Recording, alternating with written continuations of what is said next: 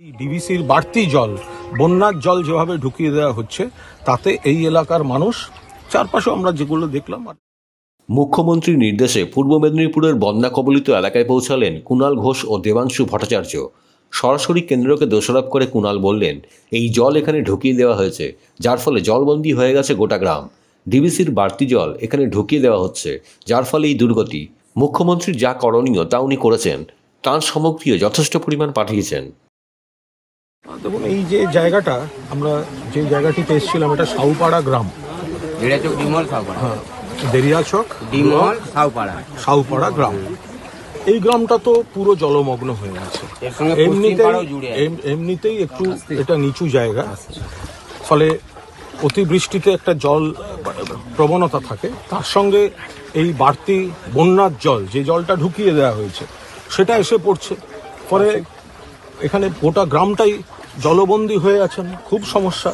মাননীয় মুখ্যমন্ত্রী নির্দেশে আমি এবং দেবাংশু ভট্টাচার্য আমরা এই এলাকা পরিদর্শনে এসেছি এবং যা যা আমাদের সরকার এখানে বন্যা কবলিত এলাকায় এবং যেখানে ত্রাণ শিবির চলছে, সেই ত্রাণ শিবিরে যাবতীয় যা যা ব্যবস্থা রাজ্য সরকার করছেন, রাজ্য সরকার তার করণীয় করছেন। ত্রাণ সামগ্রী বিপুল পরিমাণ, যথেষ্ট পরিমাণ পাঠিয়েছেন। মুখ্যমন্ত্রীর নির্দেশ আছে, জেলা শাসক সেই মতোই ব্যবস্থা করছেন।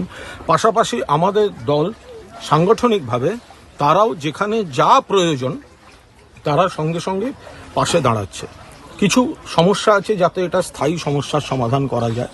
তার কারণ, বর্ষাকালে এমনিতেই এই জায়গাটা একটু জলমগ্নতা প্রবণ জায়গা। তার সঙ্গে এই ডিভিসির বাড়তি জল, বন্যার জল যেভাবে ঢুকিয়ে দেওয়া হচ্ছে, তাতে এই এলাকার মানুষ, চারপাশে আমরা যেগুলো দেখলাম, আর এই গ্রামটিতে দাঁড়িয়ে কথা বলছি, কিছু জায়গায় তো কোমর জলের উপর হয়ে আছে দেখলাম। দু একটি বাড়ির মধ্যে ঢুকে আমরা তাদের সঙ্গে কথা বললাম। তাদের যে বিষয়গুলো, আমি নিশ্চিতভাবে মাননীয় মুখ্যমন্ত্রী, জেলা শাসক এবং আমাদের সংশ্লিষ্ট জায়গাগুলিকে আমরা জানাবো যে এখানকার যা যা প্রয়োজন আছে। একটা হচ্ছে আশু প্রয়োজন যা যা, তবে রাজ্য সরকার যথেষ্ট ত্রাণ সামগ্রীর ব্যবস্থা করেছেন। সামনের একটি স্কুলে খাওয়া দাওয়া, অন্যান্য সমস্ত ব্যবস্থা রয়েছে। এর পাশাপাশি স্থায়ী সমস্যার সমাধানে কেন্দ্র যেহেতু ঘাটাল মাস্টার প্ল্যান দীর্ঘদিন ধরে, এগুলো বড় কাজ। দেখুন, কেন্দ্রীয় সরকার তারা বন্যা বা প্রাকৃতিক বিপর্যয় নিয়ন্ত্রণের জন্য ফান্ড থেকে আসামকে টাকা দিচ্ছে, অন্য রাজ্যকে টাকা দিচ্ছে, পশ্চিমবঙ্গকে দিচ্ছে না। অথচ প্রত্যেক বছর ঝাড়খণ্ডের জলে দক্ষিণবঙ্গ ডোবে আর ভুটানের জলে উত্তরবঙ্গ ডোবে। এটাকে স্থায়ীভাবে ঠেকানোর জন্য যে পরিকাঠামো দরকার, যে মাস্টার প্ল্যান দরকার, তাতে হিউজ টাকা দরকার, কেন্দ্রীয় সরকার দিচ্ছে না। সেই জায়গায় দাঁড়িয়ে রাজ্য সরকার, মাননীয় মুখ্যমন্ত্রী বারবার বলেছেন যে তারা আস্তে আস্তে উদ্যোগ নিয়ে এই কাজগুলো শুরু হবে। ফলে আশু পরিকাঠামোগত যে যে কাজ প্রয়োজন, আমরা ফিরে গিয়ে সেগুলো তাদেরকে জানাবো। বিরোধী থেকে দুর্গতদের একাংশ তারা প্রশ্ন করছেন, পাঁশকুড়ায় বন্যা হলো আর উনি কোলাঘাটে গেছেন, কি বলবেন? কোথায়? কারা? বিরোধী থেকে দুর্গত তারা একাংশ প্রশ্ন করছেন। কারা গেছে? আপনাদেরকে আশা করেছিল পাঁশকুড়াতে যাতে আপনারা যান। যেহেতু পাঁশকুড়ায় মাননীয় মুখ্যমন্ত্রী আগের দিন পাঁশকুড়া দিয়েই এসছেন, পাঁশকুড়াতে গেছেন। আর এই গ্রামগুলো, আচ্ছা, এ তো খুব মুশকিল। সেটা হচ্ছে, পাঁশকুড়ায় বন্যা দুর্গত যদি থাকেন, তাদেরও যেমন কষ্ট হচ্ছে, তাহলে কোলাঘাটের এই গ্রামে, এই সাউপাড়া গ্রাম বা এই পার্শ্ববর্তী গ্রামগুলো, তাদেরও তো একই কষ্ট। তাহলে এটা কোনো কথা হলো যে ওখানে কেন যাইনি, এখানেও কেন এসছি? মাননীয় মুখ্যমন্ত্রী আগের দিন বিস্তীর্ণ অঞ্চল তিনি পরিদর্শন করেছেন, পাঁশকুড়াতেও গেছেন। তারপরে তিনি নির্দেশ দেন যে আরও যে বন্যা কবলিত এলাকা রয়েছে সেখানে যেতে।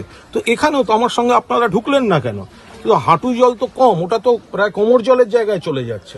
তো এখানেও তো তাদের মানুষ সমস্যায় রয়েছেন। এদের কথা শোনা, এদের যন্ত্রণাটা দেখা, এদের কি কি সমস্যার সমাধানে দরকার জানা, সেটাও তো আমাদের কর্তব্যের মধ্যেই পড়ে। এবং পাঁশকুড়া শুধু নয়, অন্য সর্বত্র যেখানে বন্যা কবলিত এলাকা, সেখানে রাজ্য সরকারের, মমতা বন্দ্যোপাধ্যায়ের নেতৃত্বে রাজ্য সরকারের যারা মন্ত্রী, আমলা, অফিসাররা, কর্মীরা সবাই কাজ করছেন। আমাদের দলের জনপ্রতিনিধিরাও, সেটা আরামবাগ বলুন, যেখানে যেখানে জল আছে সব জায়গায় আমাদের দল সেখানে কাজ করছে। ফলে কেন এখানে এসছি, কেন ওখানে আসেনি, এটা মনে হয় একেবারে যিনি বলছেন তিনি একদম নিশ্চিত কোনো রাজনৈতিক দৃষ্টিভঙ্গি থেকে বলছেন। এটা কখনো হতে পারে না। ব্যুরো রিপোর্ট, খবর সীমাহীন।